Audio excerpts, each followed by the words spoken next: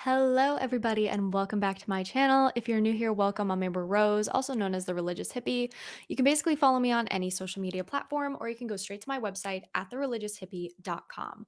Hopefully, my audio is okay. Sometimes it's a little wonky today. I was trying to fix it, so if it's too loud or something, let me know and I will fix her. Anyways, before we get started with today's help episode, I wanted to give a quick shout out to Blessed Is She. If you guys know them, they are fantastic. They just sent me their 2025 Blessed Is She planner. And guys, I absolutely am in love with this. I'm so excited to use this in January. You can pre order these now. So you can go to their website, which is blessedisShe.net/planner. And you can start pre-ordering these. These are absolutely gorgeous. Let me just give you a little taste, okay? First of all, the art, phenomenal. Second of all, it's huge, so it's perfect for me who needs to write down a whole bunch of stuff, not just for the ministry, but also for my life in general. And if you guys want beautiful artwork with beautiful just like little reminders about the faith. It tells you about the holy days of obligation, helps you kind of plan ahead in that way. All of those things are really special. So I highly, highly suggest you guys go check out Blessed Is She if you guys don't know who they are. But in general, if you need a planner for 2025, this is the one to get. So, with that out of the way, I'm excited for today's help segment because I think I haven't done one of these in like a really long time overdue, but it also because I kind of had a little bit slowdown of people sending stuff in, which is like totally fine. But usually I need three or more in order to do a help segment because usually I put three into one video or live stream. So yeah, we're kind of doing that today. So welcome everyone. Hello, Jordan, Vin, Jimmy. Welcome, welcome. I hope you guys are all doing well. Yeah, I think that's basically it. I think I got everything out of the way that I needed to. So we're going to kind of just hop right in here in these help segments. Feel free to chime in with your own advice as we go through. And let's just jump right in. Hi, Amber. I prefer to remain anonymous. Valid. I am a practicing Catholic and my faith is the center of my life. I have a close friend who I have been friends with for over 2 years. She doesn't really subscribe to any religion, but has mentioned before that she is into Hinduism. She has a statue of Hindu goddess. I can't Lakshmi.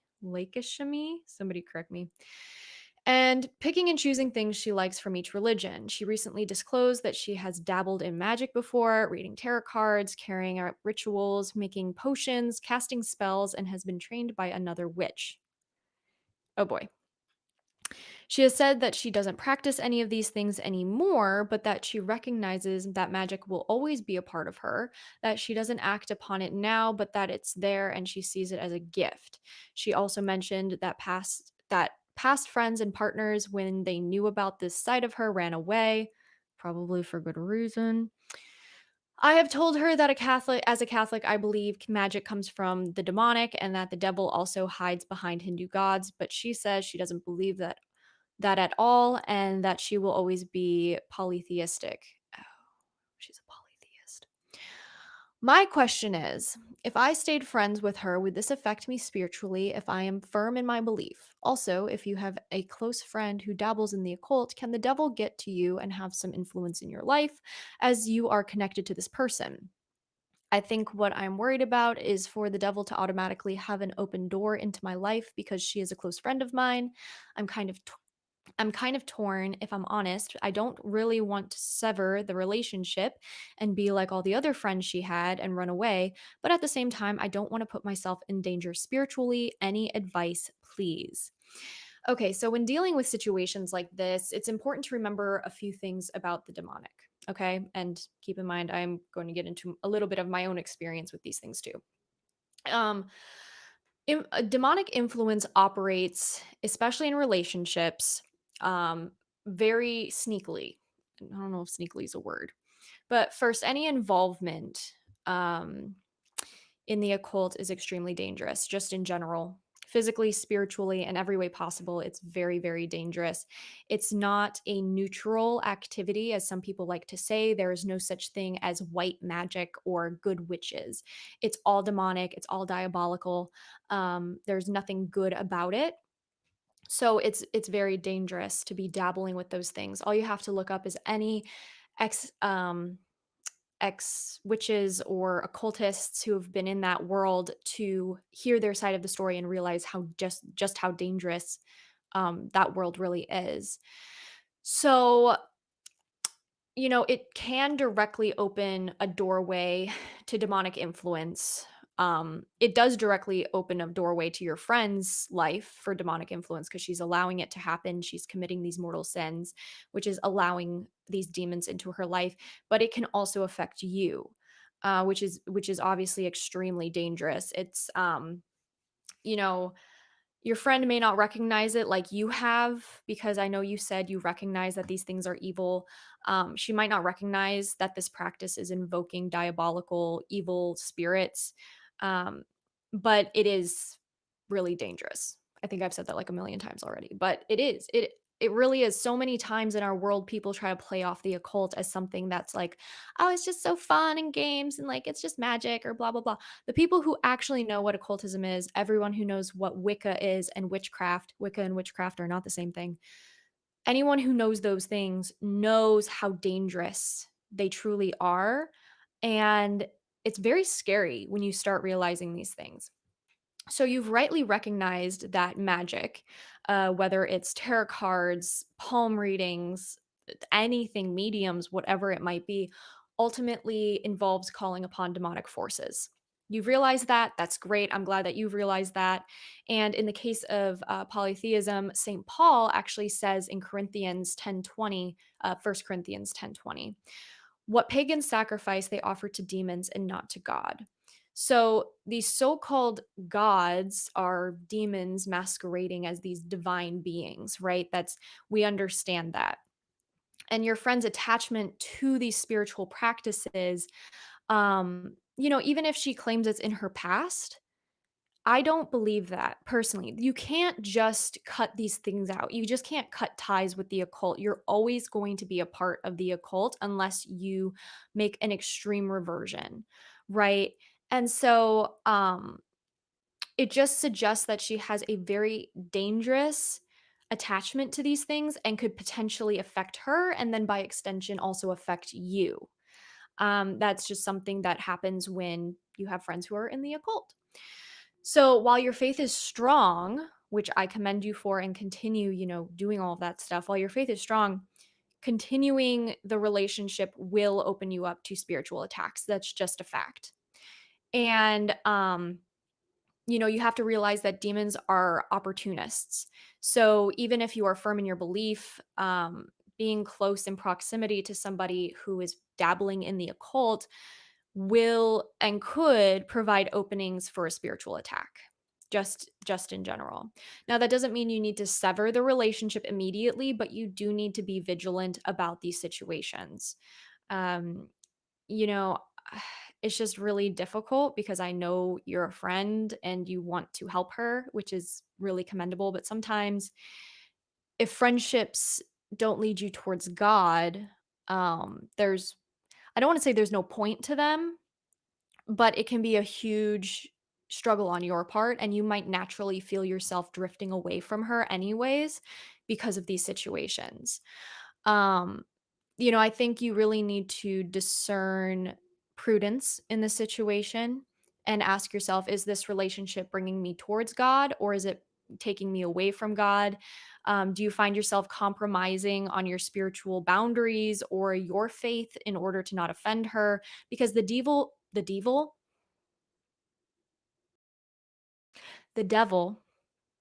will seek almost any opportunity possible to get a foothold in your life. He to gain any kind of influence in your life. So, staying connected with somebody who has occult practices, occult ties will present an opening. And so you need to be aware of that. Spiritual warfare is real. It's very, very real. And keeping yourself spiritually safe is going to be a priority. 100%. Like, you do have to keep yourself safe. If the friendship causes you to, I don't know, it causes you concern, I guess, for your spiritual well-being, it may be wise to distance yourself. I want to remind you that charity does not require us to maintain friendships that put us in spiritual danger. You can love somebody at a distance, but you do not need to be in friendship with those people. And what specifically worries me a little bit more is the fact that she has casted spells in the past. And that is not something you just give up as a witch. That is not something that you just decide, oh, I'm not going to do that anymore. There is a type of addiction that comes with the occult, that comes with witchcraft or Wicca, that people don't realize. And that type of addiction is just the power. You get power hungry as a witch and or a warlock or whatever you are, and it's very hard to let go of that. And something that have scared me is that many witches have claimed they have just driven past houses or people or whatever, and they just curse them out of nowhere because it makes them feel powerful and just because they can do it. So that's something that you have to discern, and you have to decide whether or not that relationship is fruitful, it's leading you towards Christ.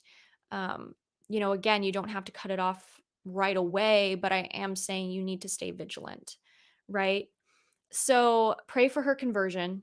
Prayers, fasting, praying the rosary, all of that stuff is really, really important. Be cautious, okay? Just be very cautious if you continue this relationship.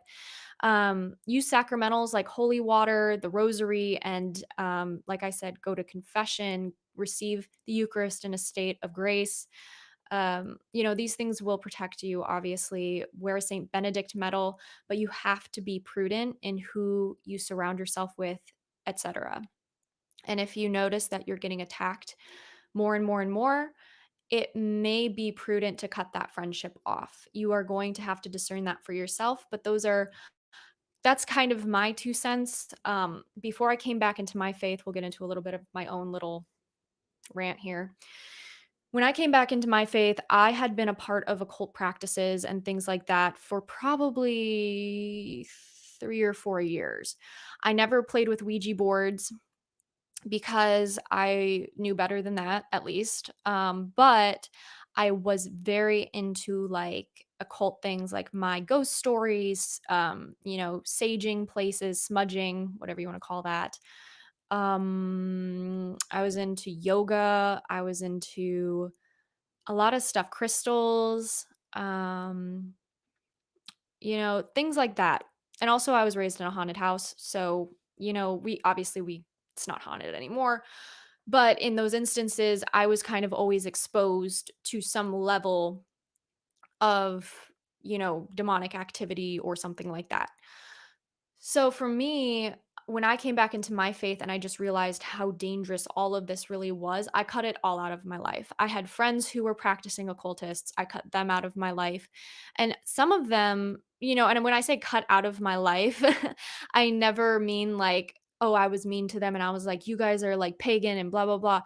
It was more of a decision that I had to make for the betterment of myself. And I'm like, I love you guys, but I just cannot follow the path you guys are going down. I'm going in a different direction.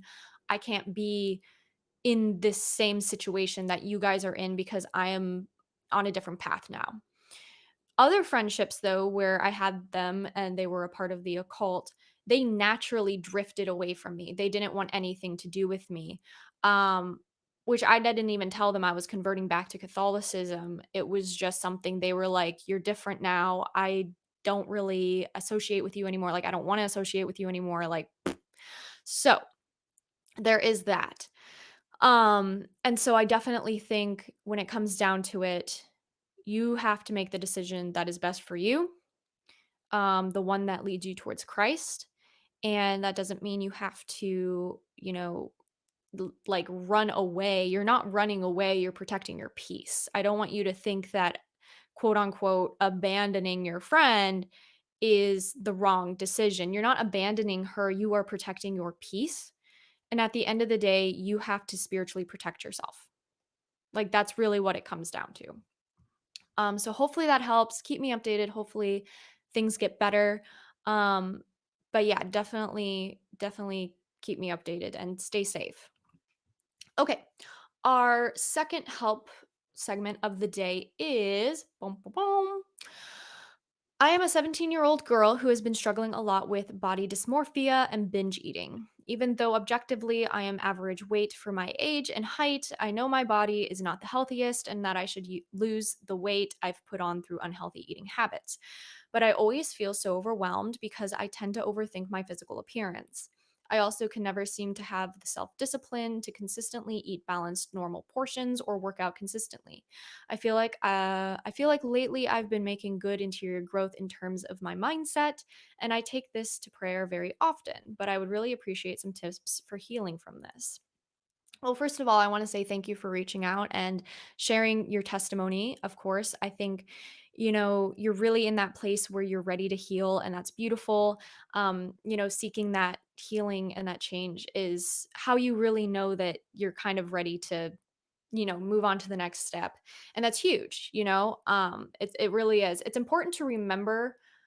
I think sometimes we get in our heads about the struggle and we start identifying ourselves with the struggle. You are not your eating disorder. And I think a lot of times people put their identity in what they're struggling with. And this might take a while to kind of work on, you know what I mean? Because it takes a while to rewire our brains. About 30 days, about a month. It takes about a month for us to rewire our brains, but sometimes longer depending on the situation and the habit we're trying to build. But your identity is not an eating disorder. Your identity is being a beloved daughter of God. And God does not see you as your eating disorder. He doesn't see you as a number on the scale. He sees you as his daughter. And I think that's a mindset we often forget about because we have all these negative thoughts coming into our minds about, oh, this is like my weight went up, or I look in the mirror and I'm like, oh, I should have, flatter stomach, bigger hips, this or that. And it can become very toxic very quickly.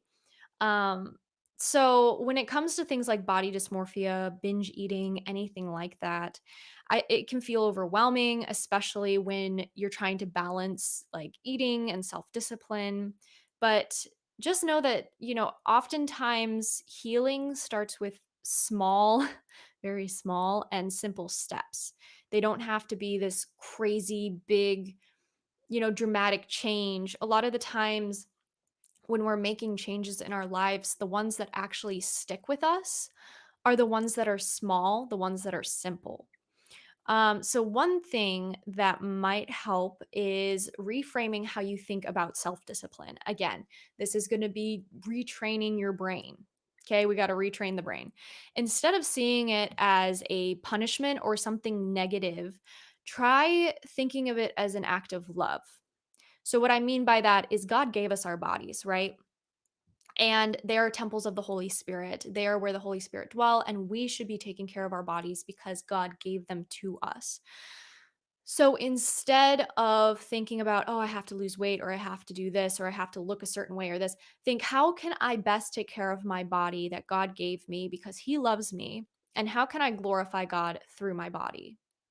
Because being like taking care of yourself physically is being a good steward of your body, right? Which is a gift from God.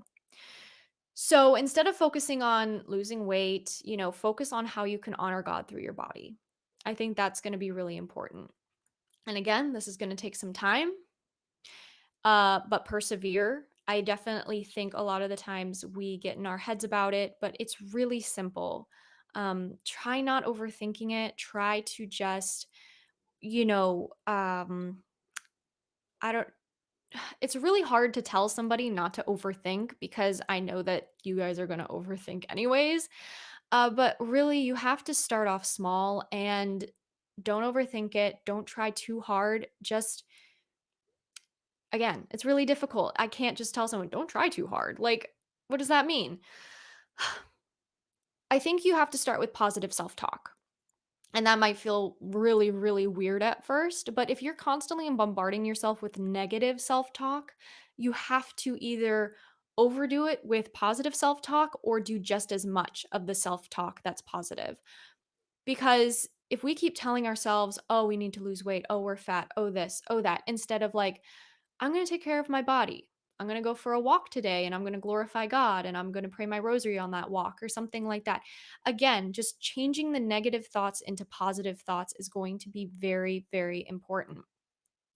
Something else that might actually help is just building small habits. So, go for a 10-minute walk and then over time kind of up that time. One week do it 10 minutes, the next week do it 20 minutes. And if you can't even do like 20 minutes one week, don't like be flexible with yourself. Give yourself some breathing room. It's okay to mess up. It's okay to fall off. You just got to get back up again and you got to get back on the horse and you just got to go again. You don't have to be perfect, you just need to be consistent. That is the main thing. I would also start unfollowing any models or people that you're comparing yourself to that could be causing your body dysmorphia to be worse.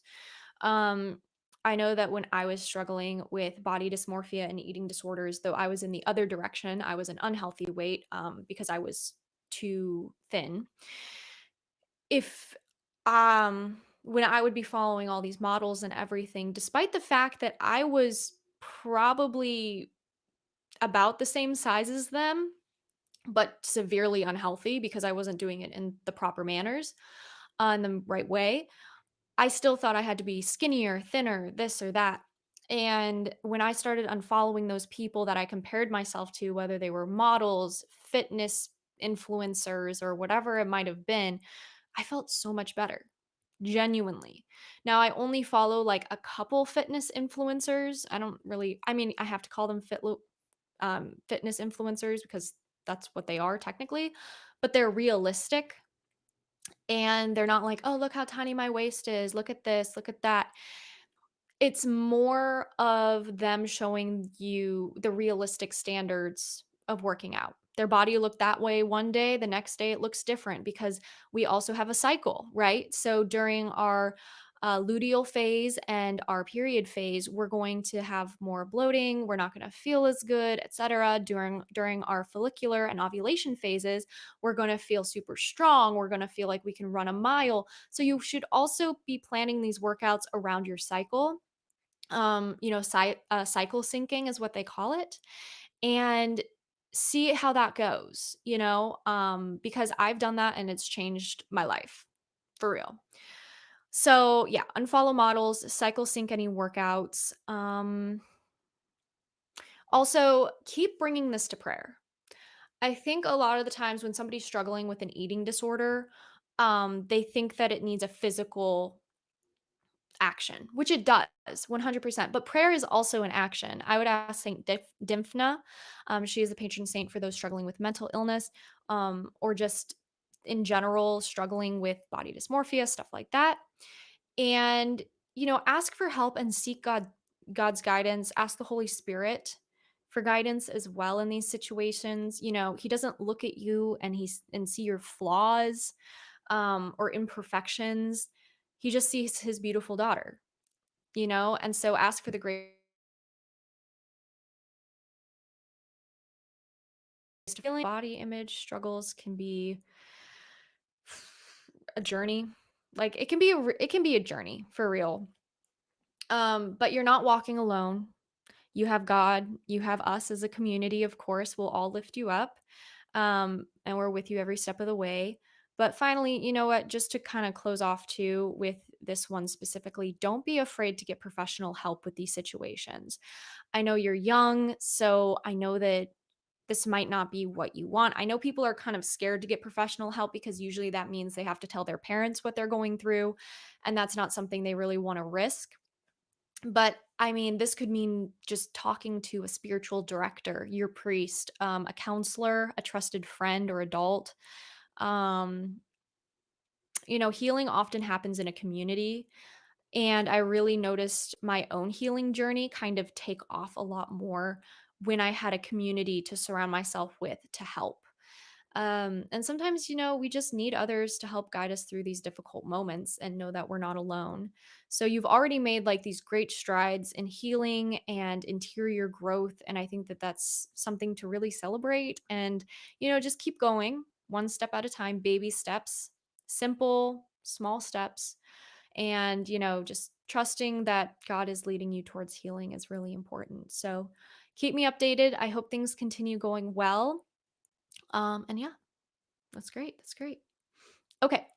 Our final help segment. Oh my gosh, I completely forgot. So for the occult help segment, I literally had these on my lap so I wouldn't forget. And I just so there is a series by Charles D. Fron, who is a good friend of mine.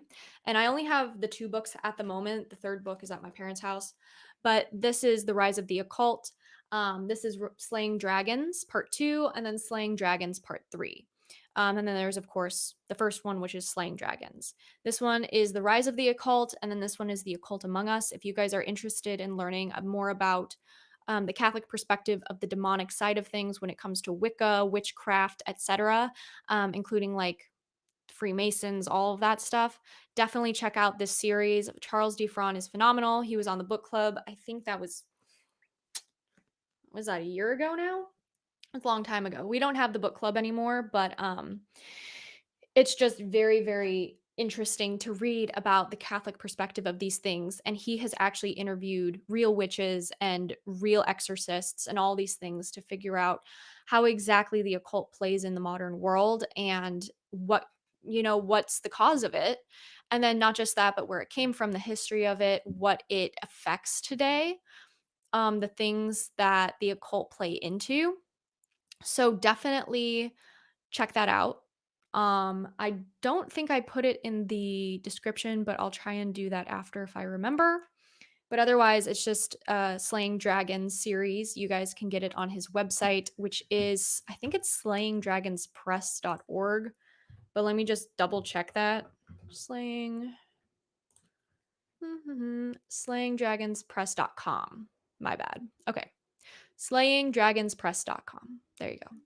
So yeah, definitely go check that out if you want to learn more about the Catholic side, the Catholic perspective of the occult and stuff like that. Yeah. So very important to know about and be aware of if you have kids or just for yourself in general. Also, A Catholic's Perspective, my podcast officially came back. So yeah, you guys can go check out season 5, episode 1 on Spotify or Apple, whatever you want. It's on basically wherever you hear your podcasts, including iHeartRadio. So, okay, moving on to our final help segment of the night. Hi, Amber. I am a single woman who is 20 years old and feels a strong call to marriage. I have never had an intention to seriously discern religious life before, but I have made up my mind to do so starting at the end of this month. Naturally, this would include going on a dating fast. A huge reason I was planning on discerning was to make absolutely certain that religious life wasn't for me, since I have never felt the call or an inclination to religious life in the first place. At the time I had decided to discern, there were no prospects or men who I thought would be interested in me. So I thought, hey, maybe I should discern since I'm obviously not dating anyone and I have the means and the time to do so. That is no longer the case. I have been romantically interested in a really good friend of mine, but thought he didn't feel the same way. Turns out he's been interested in me for a couple weeks, and he asked me out on an official date last night, 2 weeks before my discernment is supposed to start. I do not know what to do. If I go through with discerning, the results would be inconclusive in a sense because I'm interested in dating this man and I know I could be dating if I wasn't discerning. I know what I want, which is to date him, but what does God want? I've been praying for Saint Raphael, the archangel's intercession to help with discerning my future spouse. I've also just finished praying a novena for marriage and family and my intention was for my future spouse. The day I finished the novena, my friend asked me on a date. Girl, come on. So obvious. So, on the other hand, is this God pushing me towards a date with my friend, or would it be snubbing God if I chose to date instead of discern? Sorry for the long email. I hope it makes sense. Thank you for everything you do. Okay. I already responded to her earlier today. because I was on my way to mass and she just sent me that email and I was like responding so quickly. I was like, "Go on the date. Go on the date." I have never seen a more direct sign from God being like, "Here you go." Not only was it a guy you have known for a while, a good friend of yours, a guy you were romantically interested in previously, and then also now he's interested in you and you just finished the novena. And when you finished the novena, he asked you out and you asked Saint Raphael for his intercession. Girl, it's giving marriage vocation. It's giving marriage vocation. 100% go on that date and discern that you are not snubbing God. God is opening those doorways for you. You asked. You prayed a novena specifically for marriage and for your future husband. You've been asking Saint Raphael for the discernment of your future husband. This is that moment. This is the sign opening up that doorway, being able for you to discern whether or not he is going to be your future husband. This is a very important time. You're not snubbing God. You are not snubbing him. If it wasn't meant to be, God wouldn't have opened those doorways for that to have happened. And like you said, it would be inconclusive if you were going to discern because, like you said, when you were discerning originally, nobody was interested in you and you were going to go do it. Things change. That's okay. And sometimes we don't have to go to religious and discern with religious people to figure out whether or not we are called to religious life. I know many people do not feel called to religious life, but they're single and they do it anyways, and they are confirmed in their decision that they are not called to religious life. I was one of those people. Other times, usually what I do when people are discerning or I don't usually when I suggest discernment for religious life to people, it's because they don't know what they want. They don't know if they're called to marriage. They don't know if they're called to religious life. They're single, there's nothing holding them back, so they're like, "Yeah, okay, I could go decide, whatever." And I 100% think that when it comes down to it, you have to walk through those doorways that that God opens, right? It wouldn't be right to be like, "Oh, but I decided to discern," because you decided to discern, right? But God is telling you, "Here's your potential future husband, sweetie." Right? And not that discernment's a bad thing, but when God opens the doorways and the stars are perfectly aligned, I'm not pagan, I'm just saying it's an expression, like, you gotta take it. You gotta go with it because God wouldn't have allowed that unless He specifically had a plan for that. And I always say potential husband because I don't wanna be like, "Yes, this is your husband." Like, only God knows, only you're gonna figure out through discernment, etc. But like you said, it's going to be inconclusive if you don't date this guy because it's what you want. And what we want isn't always against God's will. Like sometimes what we want is in line with God's will. And we just get super scrupulous about it and get in our head about it because we're not really sure. Like, oh, is it really what God wants me to do? Is this just something that I want? Just because we want something does not make it bad. And if it is in line with what God's wills for us, He will allow that to happen. And it seems like that's what's happening here. So 100% go on the date. I want to know the lore. Keep me updated. I want to know everything. I expect an email in the next couple weeks with an update. And maybe like, yeah, we want to get married. Just kidding. Not the last part. I mean, like, if it is, then great.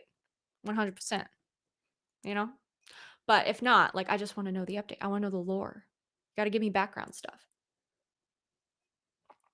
Oh my gosh, I need more water. I'm dying over here.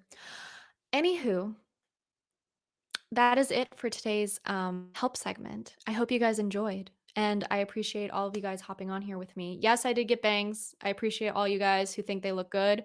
I'm still learning how to style them properly, but I feel like I'm getting the hang of it a little bit.